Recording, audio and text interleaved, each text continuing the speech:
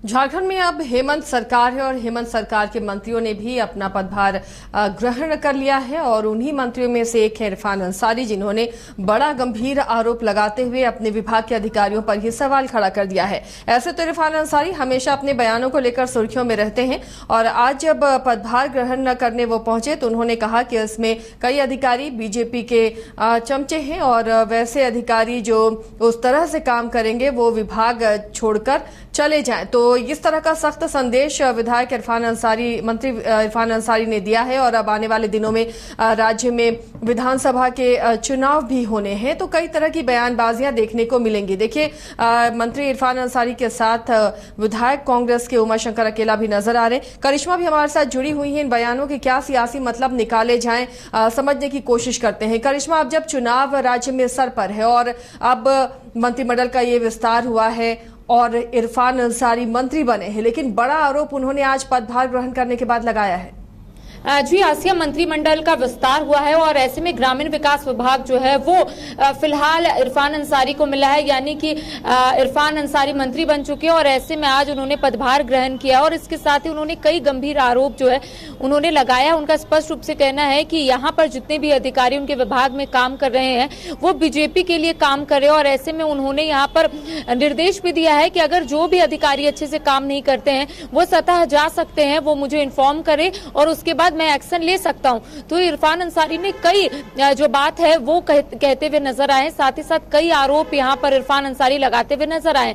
इसके साथ ही उनका ये भी कहना था कि बीजेपी के कई ऐसे नेता है, कई ऐसे विधायक है जो सिर्फ आरोप लगाते हैं सरकार पर, खुद नहीं देखते हैं कि आखिर वो किस तरीके से काम कर रहे हैं। देखिए, यहाँ पर उन्होंने बाबूलाल मरांडी के साथ साथ अमर बाउरी और भानु प्रताप शाही पर कई गंभीर आरोप लगाए। उनका स्पष्ट रूप से कहना है कि हफीजुल हसन को लेकर ये लोग लगातार अपनी बात को उठा रहे हैं। पहले ये लोग खुद काम करें, उसके बाद हफीजुल हसन के पास आए। तो कह सकते हैं कि आज कहीं ना कहीं इरफान अंसारी अपनी बातों को रखते हुए नजर आ रहे थे। देखिए, हमेशा से ही वो सुर्खियों में रहते हैं आसिया, और ये पहली दफा नहीं है कि इरफान अंसारी अपनी बातों को कुछ इस तरीके से रखते हुए नजर आ रहे। लेकिन एक गंभीर आरोप उन्होंने लगाया क्योंकि उन्होंने विभाग अब संभाला है। उनका यही कहना है कि बहुत कम समय उनके पास बचे हुए। इसके साथ ही उनका ये भी कहना है कि कई चीजों को उन्होंने देख रखा है कि आखिर आने वाले समय में क्या करेंगे। एक रोड मैप उन्होंने तैयार कर रखा है। करिश्मा, शायद ये वही विभाग है जो आलमगीर आलम के पास थे और वो विभाग अब इरफान अंसारी को मिले हैं।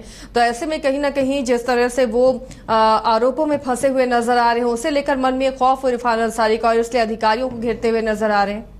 जो देखिए, हमने ये सवाल भी पूछा कि ईडी का शिकंजा जो है कहीं ना कहीं आलमगीर आलम पर देखने को मिला था और ऐसे में ये विभाग भी, ईडी के अधिकारी जो है पहुंचे थे, छापेमारी भी किए थे। तो उनका यही कहना था कि कौन क्या किया था और पिछले समय में क्या हुआ था इसकी जानकारी मुझे नहीं है, या फिर मुझे जानकारी है तो मैं दोहराना नहीं चाहता हूं। उनका यही कहना था कि जितने भी अधिकारी है मैंने सबको सख्त निर्देश दिया है कि अगर वो लोग काम करेंगे तो ठीक है, अगर वो लोग काम नहीं करना चाहते हैं, डरे हुए हैं, तो वो स्वतः कहीं भी जा सकते हैं, सिर्फ मुझे इन्फॉर्म अगर वो लोग कर देंगे तो यहाँ पर उन्होंने यही कहा कि मैं आया और सीधा तमाम अधिकारियों से मुलाकात किया, उनसे बातचीत करने की कोशिश किया कि आखिर अभी तक विभाग में कौन सा ऐसा काम हुआ है और कौन सा ऐसा काम बचा हुआ है। साथ ही साथ उन्होंने यहाँ पर डेडलाइन भी दिया। उनका कहना है कि 10 दिनों के भीतर उन्होंने दिशा निर्देश दिया है कि 10 दिनों के भीतर जितने भी काम पेंडिंग है वो सारे पेंडिंग काम यहाँ पर हो जाने चाहिए।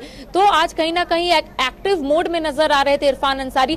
साथ ही साथ उन्होंने चुनाव को भी लेकर अपनी बातों को रखा है। देखिए, ये माना जा रहा था आसिया कि विधानसभा का चुनाव जो है समय से पहले झारखंड में हो सकता है। हरियाणा और महाराष्ट्र में जिस तरीके से चुनाव होना है तो ये माना जा रहा है कि 2 स्टेट के साथ झारखंड को भी इंक्लूड किया जाएगा और शायद समय से पहले चुनाव हो सकता है। तो इसको लेकर इरफान अंसारी ने कहा कि अगर ऐसी बात होगी, हम नहीं चाहते कि समय से पहले चुनाव हो, अगर ऐसी बात होगी तो वो चुनाव आयोग जाएंगे और बैठकर वार्ता करेंगे।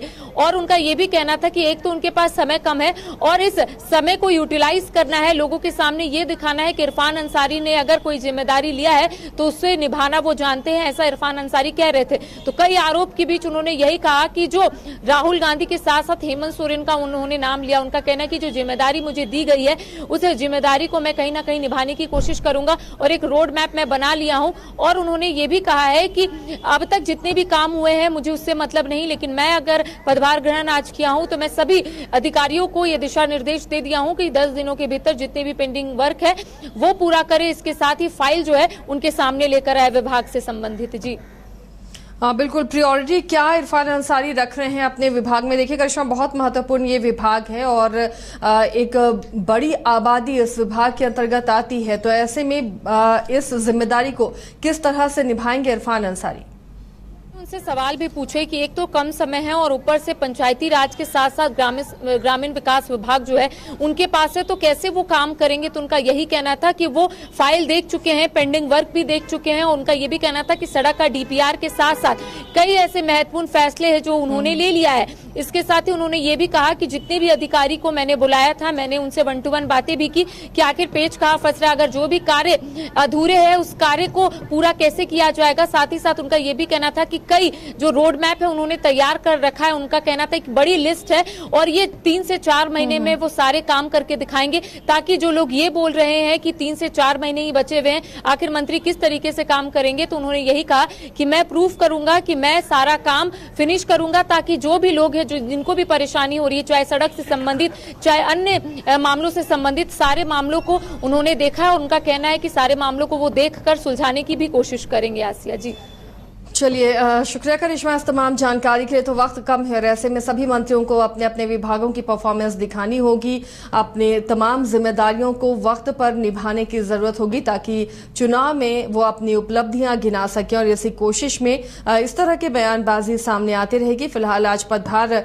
ग्रहण करने के साथ इरफान अंसारी ने यह सख्त संदेश दे दिया है कि जिन्हें काम नहीं करना है या जो डर रहे हैं या जो बीजेपी के इशारे पर चलते हैं, वैसे अधिकारी यहां से जा सकते हैं, दूसरी जगह वो ज्वाइन कर सकते हैं दूसरे विभाग को।